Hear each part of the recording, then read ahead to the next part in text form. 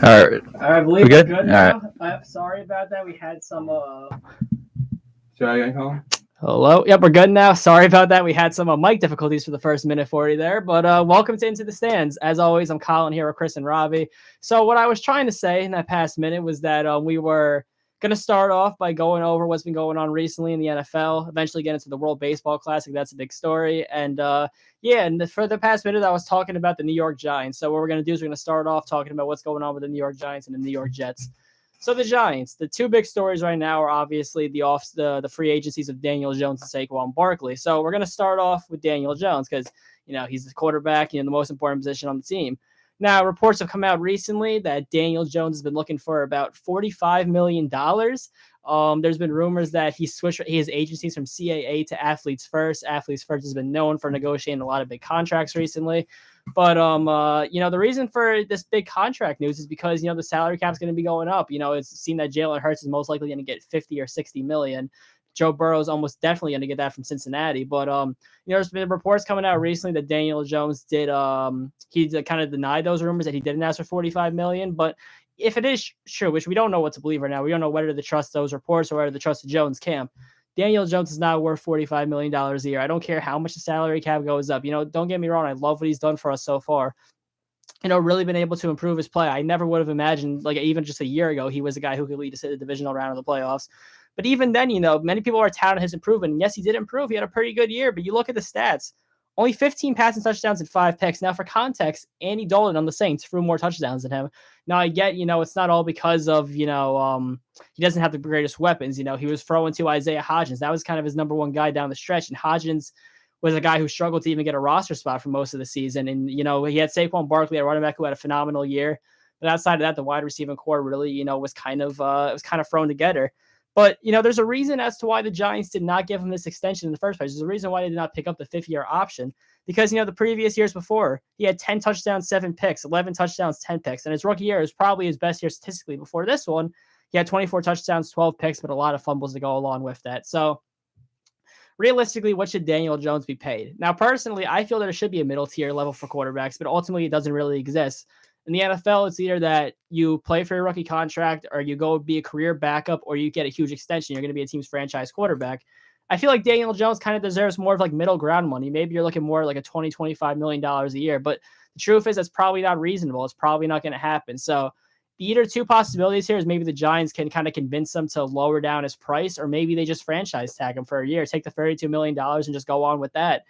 I want Daniel Jones back, though. I do. I think that I want to see another year of him and Brian Dable. I want to see maybe if we can add some receivers. But that's another part about this whole side of the story, too, is that if you pay Daniel Jones all this money, where's going to be the money to pay anyone else? Because the whole idea about this team is that, and it's true, you saw the game against Philadelphia. The Giants were not talented enough. They're a very well-coached team, but they don't have the talent. One of the only real ways you're going to acquire that talent outside of the draft is by spending money in free agency. But as of right now, it just doesn't look like you're going to have that. So as we stand right now, it looks like Daniel Jones is going to be in a very long process of negotiations. We'll see where that takes us. But going forward, another big story, as I said before, is the free agency of Saquon Barkley. Chris, I'll let you speak here for a second. What do you think about Daniel Jones' free agency? Dude, I don't even know. The question I bring up is, if it's not Daniel Jones, what's the other option? And that is another thing to mention, and you got to it at the end there, is this team did lack talent. We were talking about how shallow the wide receiver core was for this team, and how Saquon Barkley was really the number one weapon, who's obviously also a free agent, and you would like to bring both of them back, and you still would need to improve from there. So it's a really difficult situation that I guess we're just going to have to see how it plays out, because, there is still more to improve with this roster. And if we're talking about the two guys who pretty much led this team to the postseason as possibly not coming back, then what, I mentioned this, I say this, it feels like every week, if you're not getting better, you're getting worse. Yeah, exactly. And, I think it kind of reminds me a lot of the situation we had with the Yankees in the offseason, right? Their main priority was just re-signing there. Obviously, they're not the same player, but the main idea was re-signing Aaron Judge. Well, outside of that, they didn't really do much to their hitting. All they did is they kept the same hitting core. If the Giants give Daniel Jones, Saquon Barkley all this money, their offense is not going to get that much better. It's just mostly be the same product. But I kind of want to get into Saquon Barkley's free agency a little bit now. There's been reports that him and the Giants have been at a lot of disagreements. It seems like he may want more in the $14 to $16 million range. The Giants are staying firm on $12 million a year. But personally, I think that he's more deserving of that money than Daniel Jones. I think Saquon has earned that money way more. Right. I get, the idea that it's not good to pay running backs. And yes, I know that they don't have long shelf lives. But we've always known Saquon Barkley's different, right? This is a guy who has been a generational talent in college. He's been a generational talent even in high school, in the pros. And yeah, I get the fact that you don't have long shelf lives. Even, Saquon even got hurt there, but we saw him, improve off that ACL injury, right? We don't see a lot of running backs come back that well off an ACL. And with the amount of the way in which Daniel Jones was used last year, he was really, everyone knew that the ball was going to go to him on offense, but he still got the ball. I remember a game against Texans, he had about 30 carries, but he still, just was that dominant, every down running back, which people had doubts about, but he proved that to us. So, and if you don't really get a lot of other weapons, I think Saquon has to be that one main superstar weapon. So I hope they can come to an agreement there. I don't want to see the franchise tag, but yeah, there's a lot of big decisions. Robbie, from your Jets perspective, what do you think the Giants should do? First of all, sorry for me going off camera there for a second. It's a very interesting question. The Jones value, I think, is ridiculous. I think you have to go with who do you think is more valuable to the team and what can you afford with the cap that you're at to replace one of these guys at. I would go for the contract with Barkley until the last minute. I would let Jones. I don't know. It's a very interesting situation. My priority would be Barkley. I think my priority is Barkley. I think all you guys would agree on that. I think he's the best actual offensive player you have. And if you lose him, you're losing a lot of production in a position that's going to get increasingly more paid over time. Yeah. So I think the value is there. I think you guys might have to go up a little bit with the value on him, but I think Saquon Barkley does deserve the value that he's going to be getting. I think $15 million, would be very fair. 4 years, $60 million contract, I think would be very reasonable. But for Daniel Jones, yeah. The story is that, you don't pay a lot of running backs, but the fact of the matter is with how devoid the Giants were at wide receiver, Saquon Barkley is one of our main receiving options. A lot of what the Giants were running, a lot of the way Saquon got involved in games, he was catching passes out of the backfield. He's one of the best running backs at doing that. So he also brings that element there. So the idea that, you're just paying a running back, that's not necessarily true. You're also paying for those huge explosive screenplays he may have, or those, those dump offs that Daniel, because let's face it, Daniel wasn't really hitting the field a lot. He wasn't going down the field a lot last season. Now, granted, that's mostly due to the talent, but it seems like the way that he's cleaned up his turnovers by going for a more short intermediate passing game. And in that sense, Saquon Barkley is so valuable. So I think that, you have to also factor that into the equation too. Yeah, absolutely. And I think the Giants' main priority, I need someone in the draft to trade up for a wide receiver. I think it's going to happen right around that 10 to 14 range. My favorite wide receiver, I have two favorite wide receivers in this class. I mentioned them last week, actually. I got Quentin Johnson, 6'4" receiver out of TCU, very explosive, great hands. Not that great at route running, but I think he's the best receiver in the class. And we got then Jordan Addison, who's I think the most all-around wide receiver, a little bit shorter, 6'1".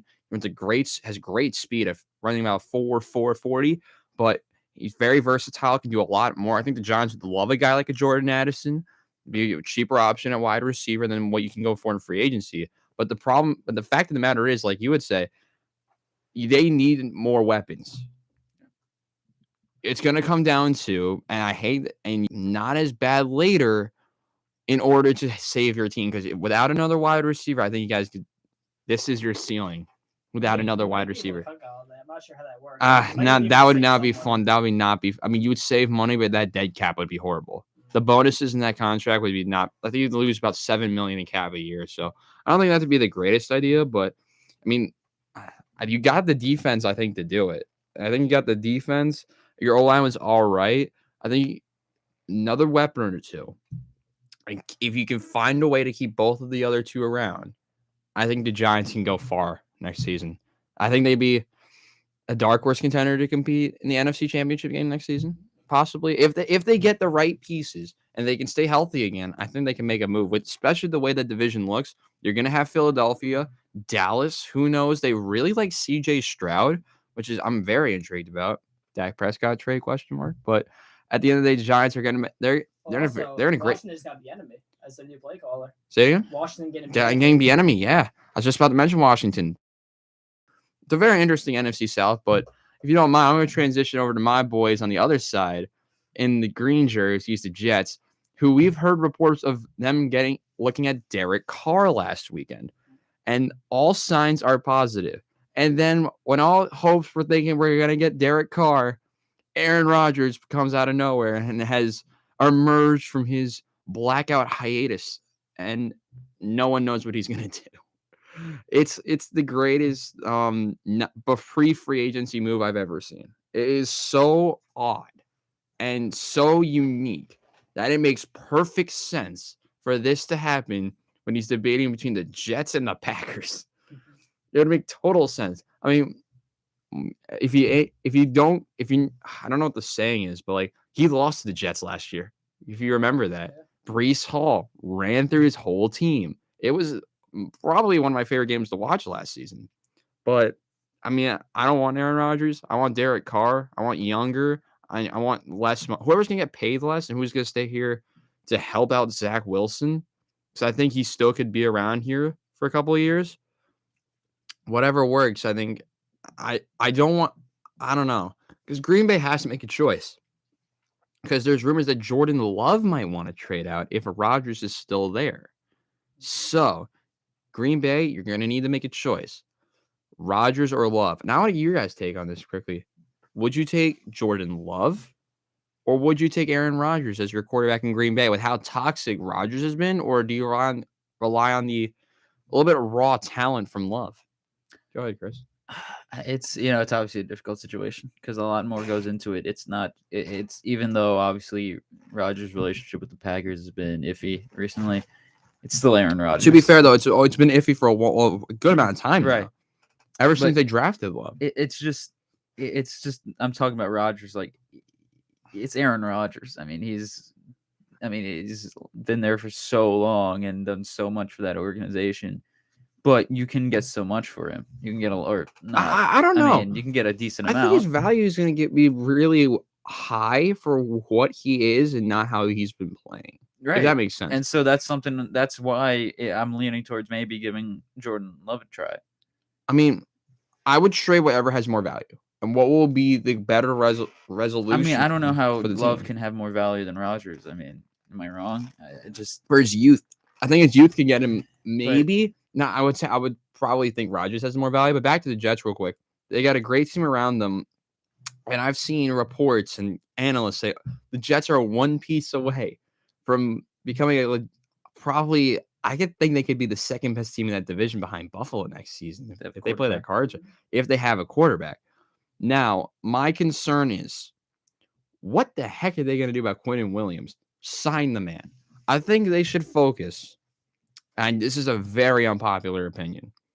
I think they should focus on Quinnen and Quincy getting re-signed than Derek Carr first. Because Derek Carr, I don't think is going to sign for a good amount of time. I think you're going to probably be waiting into April, possibly, to see Derek Carr signed to a team.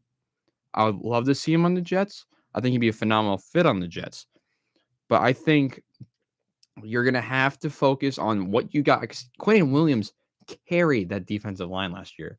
Quincy Williams is statistically the best linebacker we had.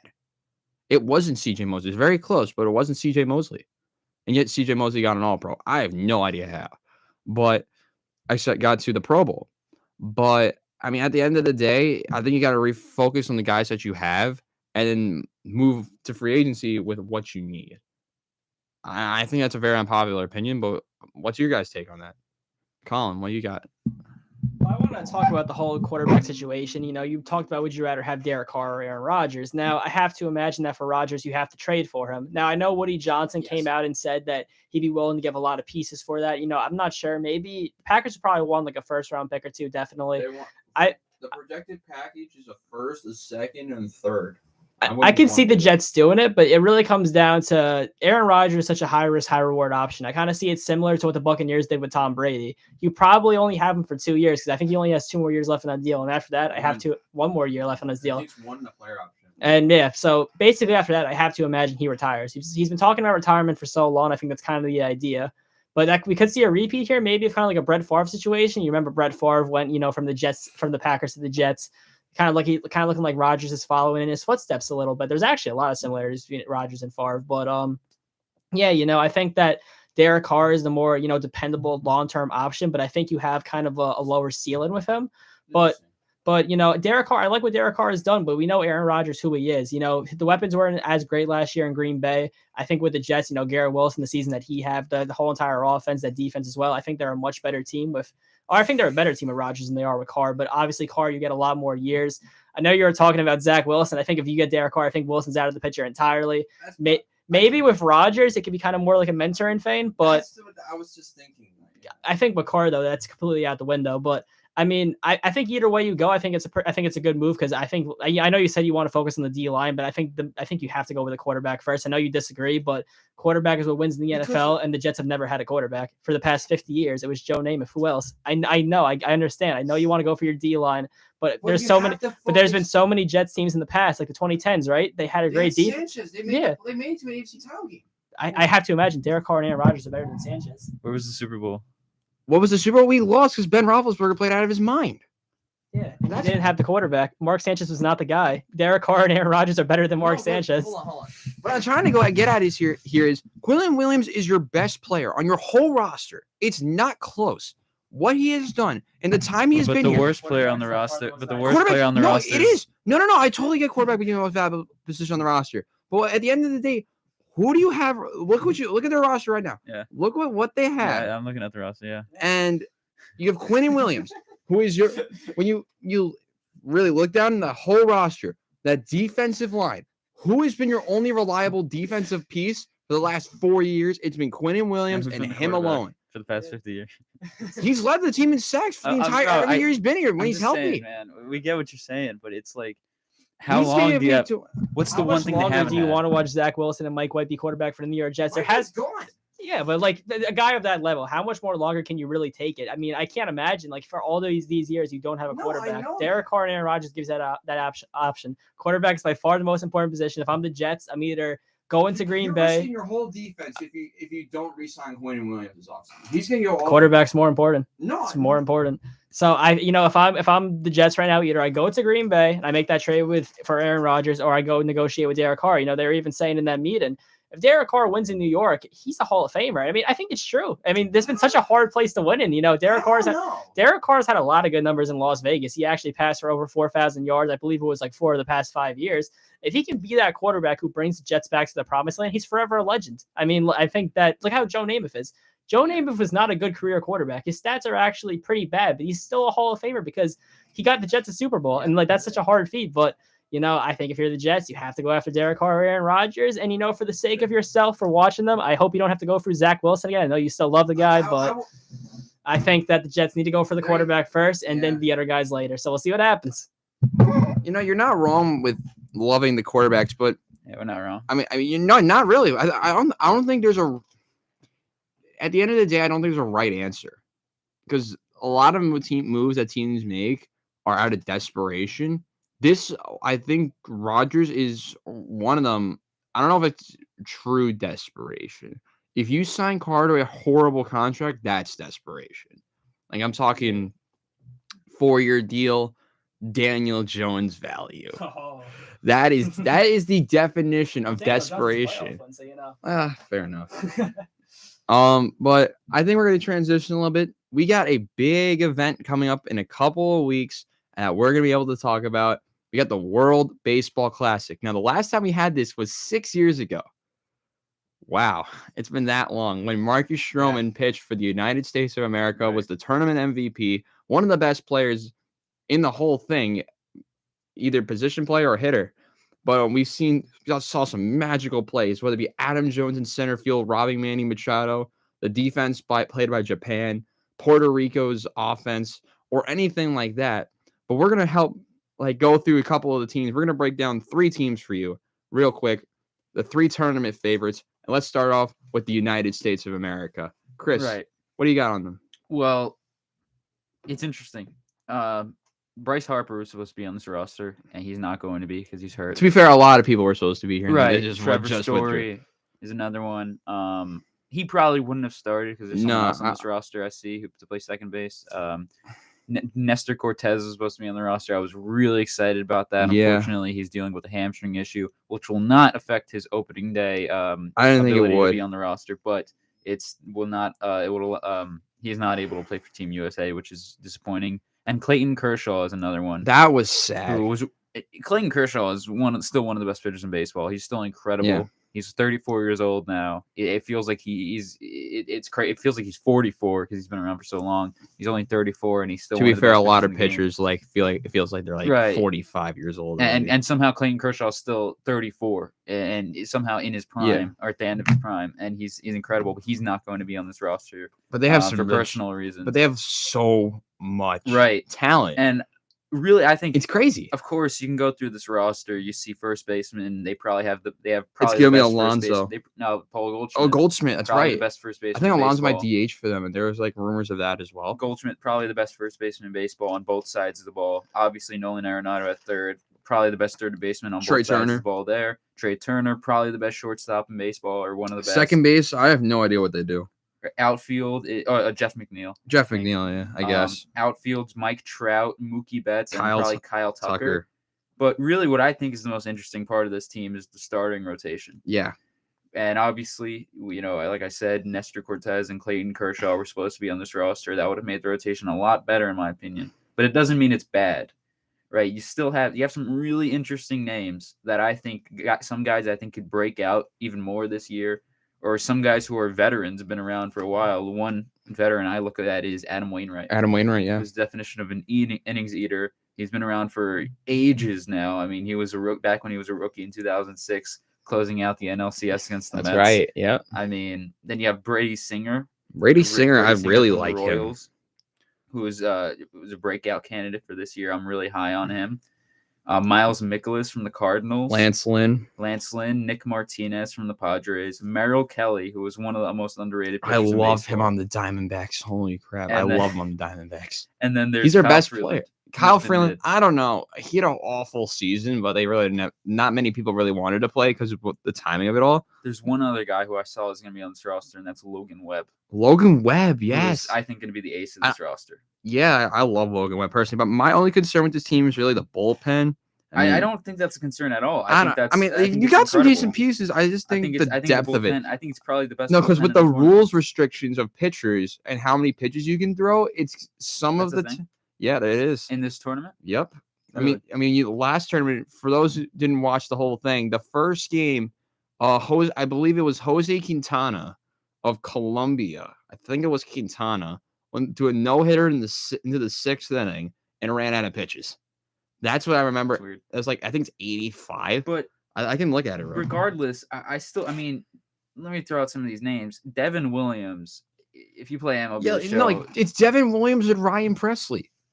You also have Jason Adam, who is, look at his numbers, one of the best relievers of the game last year. It's just that he plays for the Rays, and they have like a million of those randoms that they find that give them like a 1 ERA. So they have him. Daniel Bard was incredible for the Rockies last year. David Bednar was like an all-star closer. You have Kendall Graveman, who I like him. Me and Colin have like an inside joke because of the whole DJ LeMahieu thing. He was on the Mariners. Yeah. There's also, I don't know if Nick Martinez is going to be a reliever. He's good. I don't even know. Adam Ottavino is great for the Mets. Brooks Raley is now on the Mets. He was one of those random lefties that figured out with the Rays last year. And then Ryan Presley. So it's a really good team. I think this is the best team in the tournament. Oh, it has to be. I think it's the best bullpen. I think everywhere it's got the best in every position. But, I don't know if you want to add any more. But, I think the second best team is the Dominican Republic. Yeah. I was just about to go into them. Look at that outfield. Oh, my God. You have Juan Soto. Okay. He's kind of nice. That's incredible. With Julio Rodriguez, and I think it should be Teoscar Hernandez. I got to look at the roster. You got him or Eloy. Who would you put at that third outfield spot? Probably Eloy. Really? Hitting wise. Well, you look at that infield. You got Vladimir Guerrero Jr. You got Rafi Devers. I would do Jeremy Pena and Wander Franco. That's kind of disgusting. What else? Why is Robinson Cano here? More veteranocity? Coach. I don't know. But I mean, you got and then in the rotation. I mean, it's all right. I mean, you got Javier, you got Alcantara. I forgot about him, Sandy Alcantara, who's going to be their ace and probably pitch the first game for them. And you got veterans like Johnny Cueto. I have no idea how he's here, but shout out to Marlins Johnny Cueto. It's still really weird to say. You see, the thing with the Dominican Republic, obviously, you look at the roster; it's got a star player at every position. Oh yeah, but with the pitching, and there are some great names. My top names are Christian Javier, Sandy Alcantara, obviously. I like Camilo Duvall from the Genesis Giants. Cabrera, He's good. The hard throwing lefty from the Cardinals. I like Rafael Montero. Montero. But overall, I mean, it's just it's not as good as the USA. Yeah, and it's a because that's the thing is this team. If the USA does not make the final or win this thing, it's going to be because of the Dominican Republic. Yeah, but when you dive deeper, yes, these guys are good, but. First of all, I don't know how they can fit all these pitchers on this roster. This is insane. You should see how many pitchers some of these teams are carrying. They only have 3 outfielders on some of these teams. I looked through some of the rosters today. It's crazy. Like I look at even the catchers, like Francisco Mejia, Gary Sanchez. It's okay. It's good, but it's good, better than most teams. Just USA is so spoiled with talent. USA has an entire all-star roster, and I'm not trying to be biased because I'm rooting for the USA in this tournament. But of course, as an American, but it's just I think the USA is better. But I forgot Manny Machado was on this roster. That's better. But yes, it's an all-star roster for sure. But I think the USA can beat this team. Yeah, I say the USA probably is better, but I think the Dominican Republic can compete because I think we've seen in a lot of stages. I'm going to speak for basketball here since that's what I know more of. Whenever we see teams in the Olympics, it seems like the teams are so lopsided that there's only a couple guys who play in the NBA, but the rest of them are foreign players. But in a setting like this, the Dominican Republic team, these guys are all MLB players. So I think they could definitely stand up toe to toe with the USA. So I think it's going to make for a very good watch. Obviously, as you know, I'm going for USA, but I think the star power USA probably beats that of the Dominican Republic. I know they got that great outfield there, but yeah, that's what I'd probably say. I think Dominican Republic still has a good shot though as well. I think there's one more team to look at. And the only reason I say they're going to be a favorite because of the draw they got.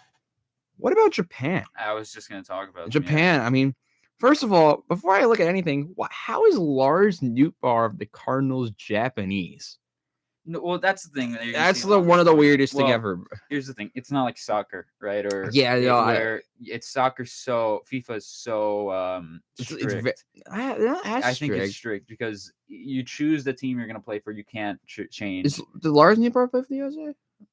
He wasn't a. I don't know. He didn't exist like 3 years ago. That's true. But no. Look how many pitchers they're carrying. Well, we're going to see a lot. Well, you see a lot in this tournament, and I mean, I don't know if I'm going to pick them as an underrated team, but Israel is another example. You see Harrison Bader and Kevin Pillar, Jock Peterson, guys like that are going to play. A few other notable MLB names are going to play for Israel because they are of Jewish descent, right? Yeah. So that it doesn't mean that they are from the country of Israel. Yeah, true. But they're of descent. So Lars Nootbaar is an example of Japanese descent. When you look at Japan, it's a great roster. I mean, some of the players, you may not know a lot of the names here. I personally don't. One of the players I like is that Yoshida guy from Boston. I was just gonna bring him up. I was gonna bring someone else up, but he's great. Yoshida's solid. Seiya Suzuki. That outfield's kind of nice. Infield, I don't know many of the players personally. What do you got? I think obviously, of course, Shohei Ohtani. Yeah, Ohtani, right? Darvish. Masahiro Tanaka's on this roster. Masahiro Tanaka's on this roster. I'm pretty sure. I don't know actually. I'm like, no, he's not. Probably the best player on this roster, one of the best. I'm looking at Munetaka Murakami. I'm telling you, this guy's an outfielder. Lit the Japanese league on fire the past 3 years. Even before that, this guy is incredible. His last season, we're talking 141 games, 318 batting average, 1,168 OPS, a 711 slugging. He hit 56 homers. I mean, we're talking about Japanese Aaron Judge here. This is insane. He's insane. From the left side. I mean, this is a guy who, in a year, is going to be in the major leagues. Really? And he's probably going to be one of the best players in baseball. And I think the New York Yankees are definitely going to want to take a look at this guy as a potential option when he gets posted because this guy's incredible. He's also only 23 years old. That's he's only 20. He's freaking also only 23 years old, crazy. and he put up 56 homers. I'm telling you, this guy Murakami he's incredible. Yeah, and he's he's that really. I think crazy. he's really gonna put this team over the top. Colin, you got anything else in Japan before we head into their next part? Well, I was curious about the whole Shohei Ohtani situation. I saw he's going to only close. He's just going to be a closer and a hitter. So, Wait, he can close? I didn't know that. apparently he's just going to serve as a closer for this team. So, be interested to see how he kind of works out on that closer role. But yeah, I think that you obviously have some MLB names. Japan's well known for producing MLB talent, so I think they're definitely a team to look out for. But I'm really interested to see how Shohei Ohtani goes in the closing situations. So now our next part, because of course there's always that sleeper team that can make noise out of absolutely nowhere. We each have a sleeper team that I think we each think can make some moves. So Chris, what is your underrated team for this tournament? Well, there's a lot, but mine is Mexico. All right, Mexico. now I think you guys know, as I mentioned in the World Cup, I am part Mexican, and I'm also part Italian. So I'm rooting for 3 teams in this tournament. And what's actually good about this compared to the World Cup is there's a real chance that one of my 3 teams is going to win. Probably not Italy. They have some decent little names. Brandon Nimmo. Bruno, he's actually Vinny out. Pasquantino. I don't think he's playing, right? Really? I don't think so. I actually saw Matt Harvey's on that roster. Yeah. That's I was hilarious. when I was looking at the rosters today. I'm like, Matt Harvey? That's Really? hilarious. But unfortunately, I don't think Italy will do very well in the tournament. They might sneak out of their pool, their group. I think they should. I don't think, because I'm pretty sure the only other team that rivals them is maybe the Netherlands. The Netherlands, yeah. There's another team I thought in that. It's that Netherlands. I think Chinese Taipei's in that group. I think that's just Taiwan. And I don't know. I think that's another way to say it. But anyway, Mexico. That's my underrated team in the tournament because I just look up and down this roster, and it's a star, maybe not a star player, but a very good player at each position. And there are a few stars. The starting rotation, the first guy I look at and that pops out of you is Julio Urias, who is plain and simply one of the best pitchers in baseball. I mean, this guy finished 3rd in Cy Young voting last year. Yeah, he led the league in ERA with I think it was like 2.16 was the ERA. I think it was unbelievable. You don't hear about him when you think of the Dodgers. You think of, Kershaw. I'm sure even a guy like Walker Buehler, who's incredible but didn't pitch last year. I'm sure more people know who Walker Buehler is than Julio Urias, but Urias is incredible. But some other names in this rotation: Taijuan Walker, former New York Met on the Phillies now. Jose Urquidy, not a great pitcher, but you know him on the Astros. Patrick Sandoval from the Angels. Patrick Sandoval, yeah. He's a decent pitcher. Even a guy like is a name and not a lot of people know, Adrian Martinez from the A's. Decently young pitcher. And then Javier Assad from the Cubs. He's also a very young pitcher who, when we get into the when we get into more of Major League Baseball predictions for the season in a few weeks, I'm going to talk a little bit about the Cubs and how their pitching rotation and lineup is a nice combination of youth with experience, and Javier Assad for the Cubs in their rotation is an example of that youth that's going to probably be a big role on the team next year, along with Hayden Wozniacki. But even the bullpen, I look at Oliver Perez. Everyone, I mean, if you're a Mets fan, how old is he now? It's gotta be born in 81. So I think he's 42, 43. Yeah, that's crazy. That's crazy. He's been around for literally decades, or a decade. No, and a half. I think he's been down for a decade and a half. Yeah, that's insane.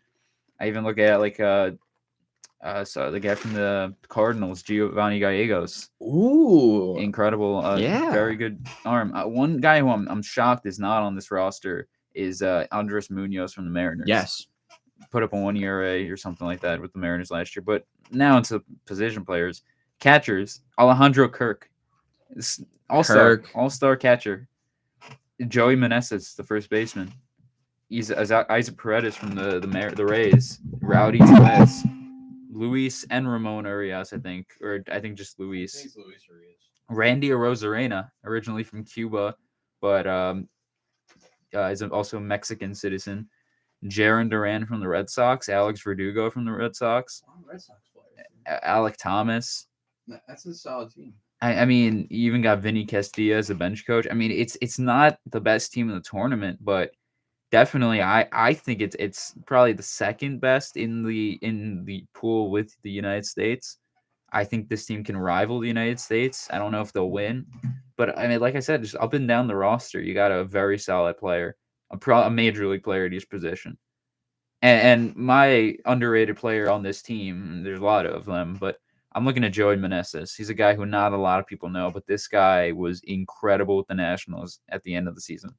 I mean, there's a reason a lot of guys don't know. A lot of people don't know who this guy is because he played for the Nationals, right? And they don't get a lot of attention.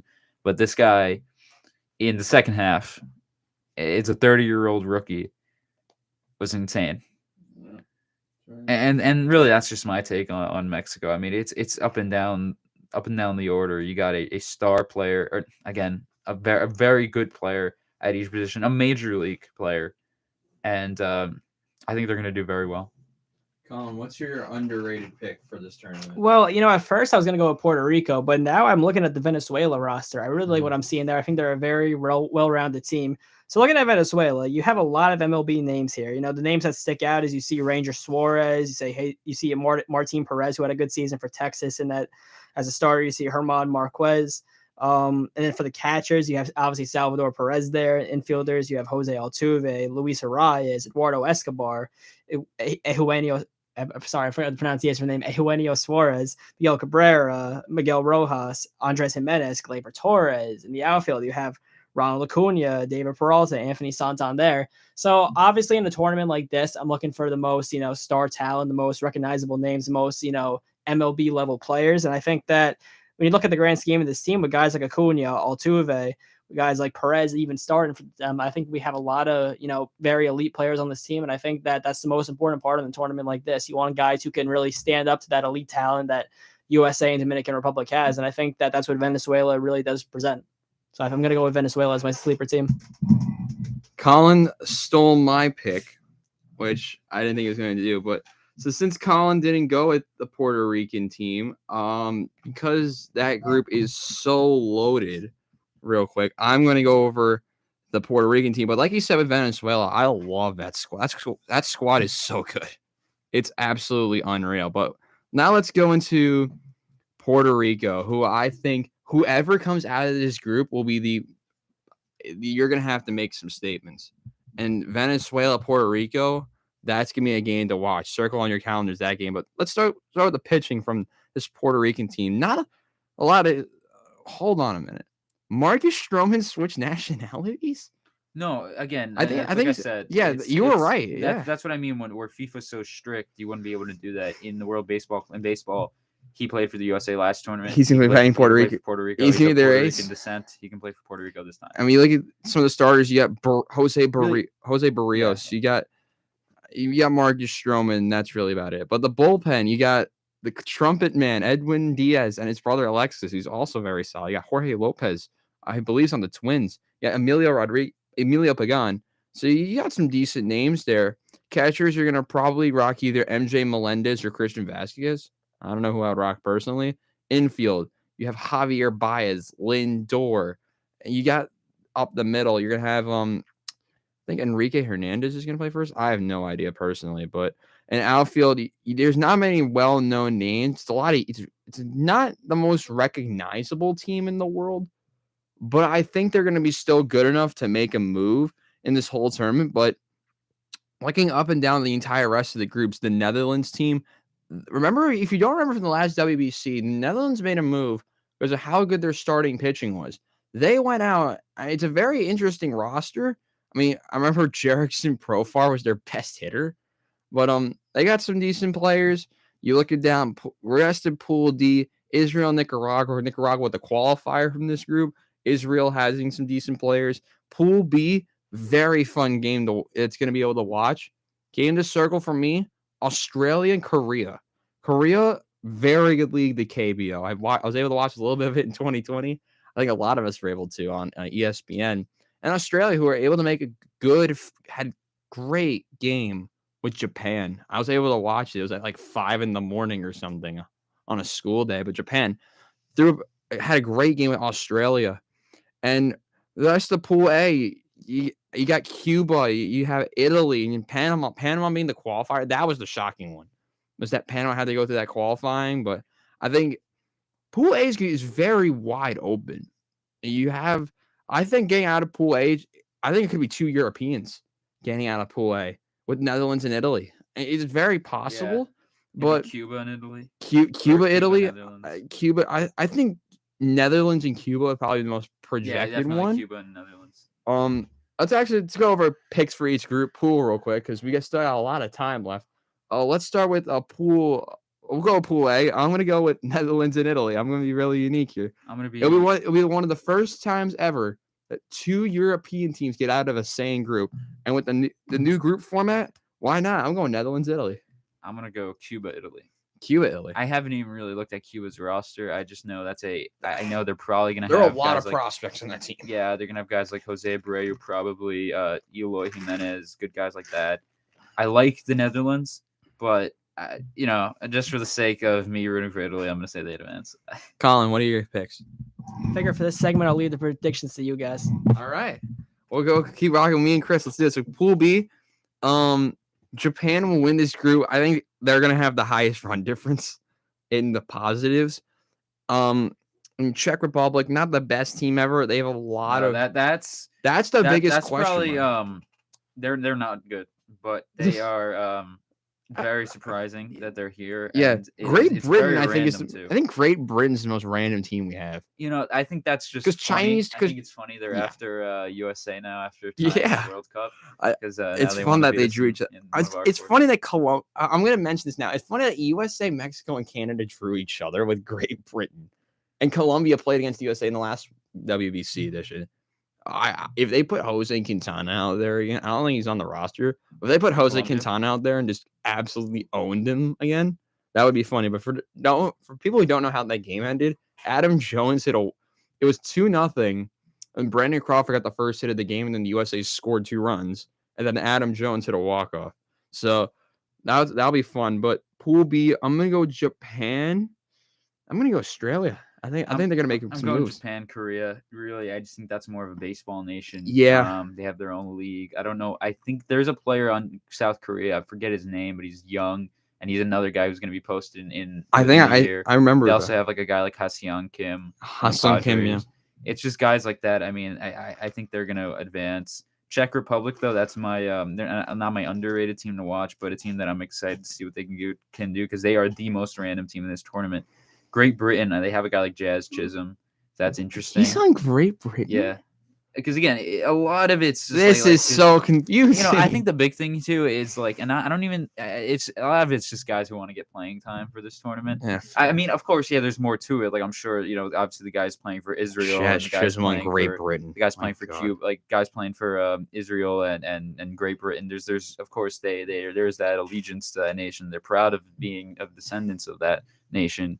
Or of that nationality, but I think really the big thing is just wanting to play in this tournament in the first place. So that's really I think why Jazz Chisholm plays. Also, I mean, he has a better chance to get in this tournament than with the Bahamas probably. Yeah, the Bahamas. So I mean, shout out to Bahamas because right. they actually almost made it to the second round of qualification for the first time since the inaugural edition of this. But moving down to Pool C. I think there's 4 teams that can compete for this. Yeah. I'm going with USA. I am going to go Mexico. I think Mexico's got the talent. I was looking at Canada. They have Freddie Freeman, actually. Yeah. They have Cal Quantrill. They have James Paxton, I think, might be on the team. I don't know. I don't know. I think Matt Brash. Matt Brash. Yeah, Matt Brash. Tyler O'Neill. Their ace being Matt Brash. That's a problem. Right. That's a so problem. they're not as good as in the past. And Colombia's just there. I think they're decent. I haven't really looked at their roster, but they have I think Gio Urshela might be playing. Yeah, Gio Urshela. That was the name I was forgetting. But I think it's clearly USA and Mexico. I think it's the easiest one to predict. I think Colombia is going to give Mexico problems, but I think USA, Mexico, and then finally Pool D. I think this is the best group of them all. The group of death the pool of death. We'll call it for this. What are you going with? I'm going Dominican Republic, Venezuela. Puerto Rico's not as good as they've been in the past, although they do have some names. Israel is a good team, but there's just not enough there. I would pick Israel to be a sneaky team to sneak out of this group, but I just think, because they have a great outfield with Bader, Peterson, and from the used to be on the Mets, Pilar, yeah, Kevin Pilar. They even have guys like Dean Kramer and some underrated relief pitchers like Richard Blyer. guys who play in the major leagues are solid, but it's difficult because Puerto Rico is better, and Venezuela, Dominican Republic are two of the best teams in this tournament apart from the USA. So I think definitely Venezuela and Dominican Republic are going to make it out. Nicaragua, the only guy I know from there is Jonathan Loaizaga. Yeah. So unfortunately, I think they're going to finish last. But Dominican Republic and Venezuela. Yeah. By the way, Nicaragua. Bold prediction: Nicaragua gets a win against the top. I'm just kidding. I'm not. I mean, if you want to talk about bold predictions, I have two. And for my pick, yeah. Yeah. Okay, you go. No, you can go yours first. Let's do it. No, no information, no evidence or reason. No evidence. Bold takes. Let's do it. No reason why I think this is gonna happen. I think Matt Harvey is gonna have a good tournament for Italy, and I think Great Britain's gonna beat the USA in a game. No, they're gonna get. No. What's gonna happen is this is a funny one. They're gonna say like in the United States papers, like I remember what World Cup was it when we said we won when it was 0-0? This one. No, there was another one I think. 2012 maybe. No, I don't think there was. No. Sorry, in 20 when the 20. No, I don't remember. 2014 maybe. But again, who? So they said because they said we won and it was 0-0. But that was I think it was tournaments ago that much longer ago that happened. I think Great Britain will write that they won by losing in extra innings. Like doing something like that. But my quick prediction for Pool D, I said Puerto Rico was going to do something. Never mind. I'm going with your picks. Venezuela tops the group because that was my original hot team to look out for. But I'm going to go with Venezuela topping the group and then the Dominican. Quick pick for each of us before we go into our question. Who wins it all? USA. You're going USA, Colin? United States of America. You're going with USA. Well, I'm going to be different. By the way, there's never been a repeat winner of this thing. So I am going to go with the team that lost in the final. One of the teams that made it all the way and lost in the final. I'm going Dominican wins it all. They're going to upset, bold prediction, they upset Venezuela in the final. They beat USA in the semis.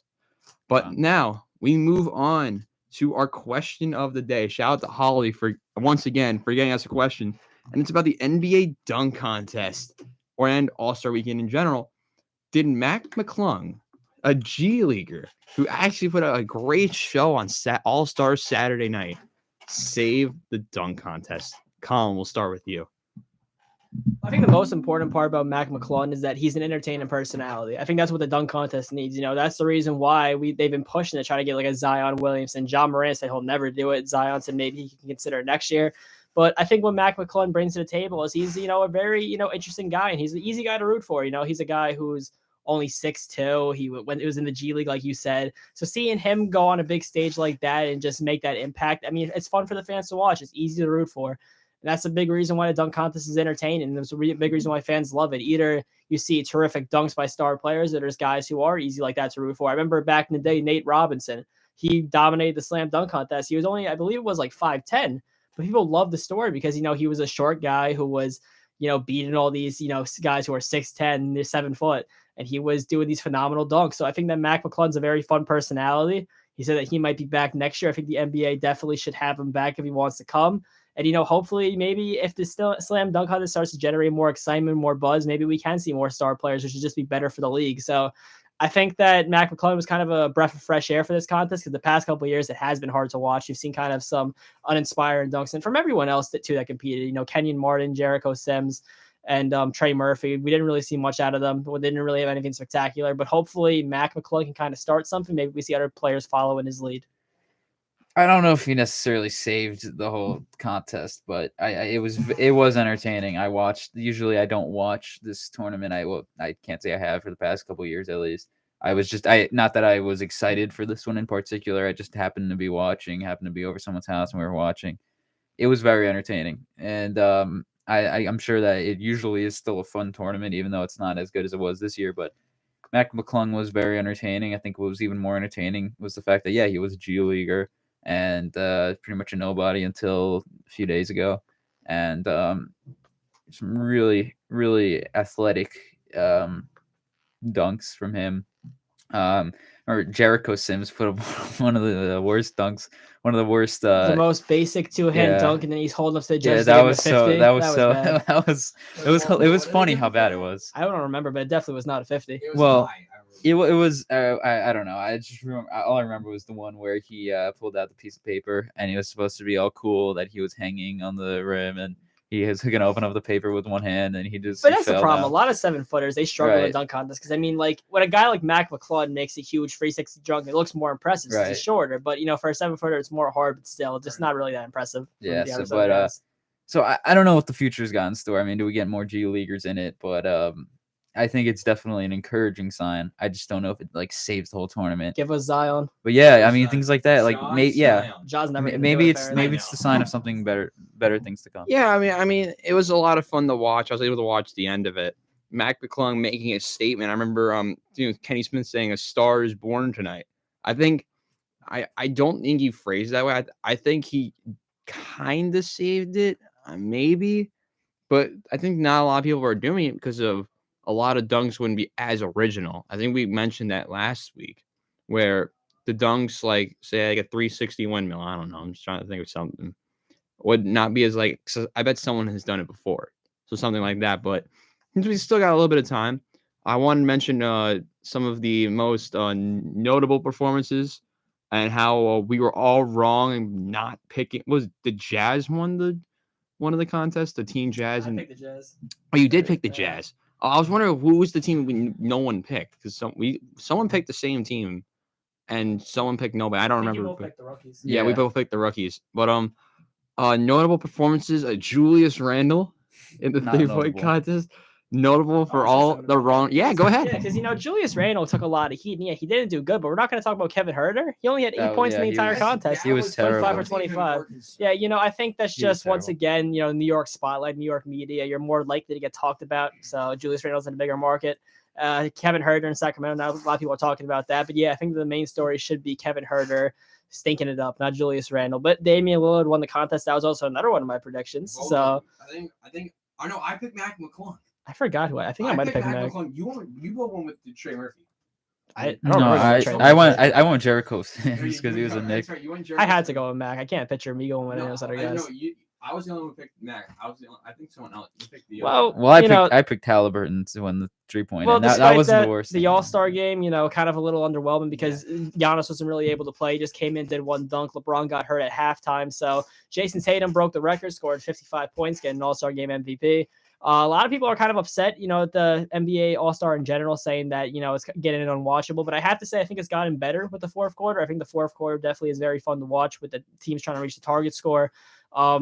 I think that basketball and baseball have kind of established themselves as, at least for me, the most entertaining All-Star games to watch. I think baseball kind of simulates more the closest to a real game, but I think basketball kind of is more of a spectacle. So I think that's the way I see it. But yeah, I think that I don't think a lot of people should be mad at the NBA All-Star. I think it's always been like this, but I think that with the target score I think they implemented a couple years ago, I think it's getting better. I think it's more fun to watch for sure. Yeah, no, I don't know what to think about the NBA All-Star game anymore. I remember the days where I was a little kid and I think it was like 2016 whenever it was in Toronto and it was close to some teams were getting close to getting 200 points and Curry just pulling up from like everywhere imaginable and it was a lot of fun to watch. Now that I'm looking at it now, I think Jaylen Brown said it perfectly. It's a glorified layup line. I think that there needs to be more initiative to play defense in this game, not hurting yourself, put it in at least an effort. Well, that's what they tried to do is they tried to make it where you win the quarter to give money towards the charity. Now that I don't know if I don't know if they've been that motivated by that though. That's what originally they did because Team LeBron and Team Giannis are both playing for a certain charity. If they win the quarter, they get a certain amount of money for the charity. But yeah, I'm not really. I think that they try to do as much as they can. They had that All-Star draft before, which I think was fun to watch. We saw LeBron and Giannis both pick the teams. Giannis accidentally picked John Morant when John Morant was not on the board, but it happens. I think it was still fun to watch. I think that. Originally the way it was before they made all these changes, just East versus West. I mean, the West would usually always blow out the East, and it was just not a fun game. But I think it's getting better. So maybe if they want to try to look at more changes, I'd be open to it. But I think it's about probably as good as they can get for the NBA. Right. Yeah. I think it's one of those things like, what more do you want? It's like, if you're a fan of the sport, you're going to watch the All-Star game in the sport. You're that big of a football fan, you'll probably watch the Pro Bowl. Hockey fans love the NHL The All-Star NHL game. All-Star game, I think, is starting to like rise up a little bit. I mean, NBA All-Star game is fun. It's like, what do you expect? I personally, my favorite is the baseball All-Star game. yeah, I'm no, a huge baseball fan. I 100% agree with that. Baseball, I think, it makes the game as competitive as possible, and the home run derby is always a slam dunk every single year.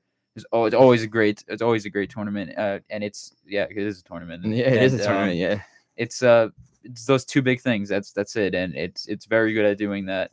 But of course, I don't think there's anything wrong with the NBA All-Star game. I think it's fun. I think it's cool. If you like it, you like it. If you don't, you don't. I just think it's like when you don't watch it. Me personally, not watching the NBA much. This is just maybe my opinion on it. I mean, I'd like to see a little bit more of an effort defensively. Me being a defensive one thing I heard but- was the possibility of like implementing like a 1v1 contest. that would be that- fun. You want to comment on I that? mean, Go ahead. Absolutely, I think they need to do that. I think but that would be cool. I think that would take over the slam dunk contest. Because imagine just picture having. I think it should replace everything. Skills contest is useless, but what- that would be by far the most talked about event. Could you picture like LeBron James versus Kevin Durant 1v1? Like that would. I would pay to go see that Or live. imagine like just picture like they had the whole All Stars play each other. Imagine if Julius Randle beat LeBron James in a 1v1. That would break the internet. Like that would be insane. But the only thing about that is that players might not want to do it because it ruined their image or whatever. But it would be so fun. It's one of those things where. It's one of those things where it's like, what do you do when you play basketball and you have a good friend, you guys are playing basketball, and you do a 1v1. It's like this is an example. This could be an example to see guys playing each other in a 1v1. Things that type of game that everyone's played, and I mean, I think that would be incredible. It's some guy like Julius Randle is a guy. Julius you could talk about that LeBron, for oh my years God. about how he beat LeBron. I think that they should add that to Saturday night. I think that would be awesome. I think the captain should do it, and the winner gets the first pick. I like that. Yeah, the captains go 1v1 if they're both healthy. If they're not healthy, one of the captains gets to pick whichever player they want. On their, gets to pick somebody like their teammate or whatever. But it'd be a lot of fun. Colin, do you want to take it home today? I mean, yeah, I just hope we can maybe see the 1v1 later on. But I guess that wraps it up for our show today. So thank you all for listening. From Colin, Chris, me, and Robbie, we're going to be signing off. Make sure you do follow our Instagram at Into the Stands, and we'll see you all next week. Thank you all for watching. Have a good one.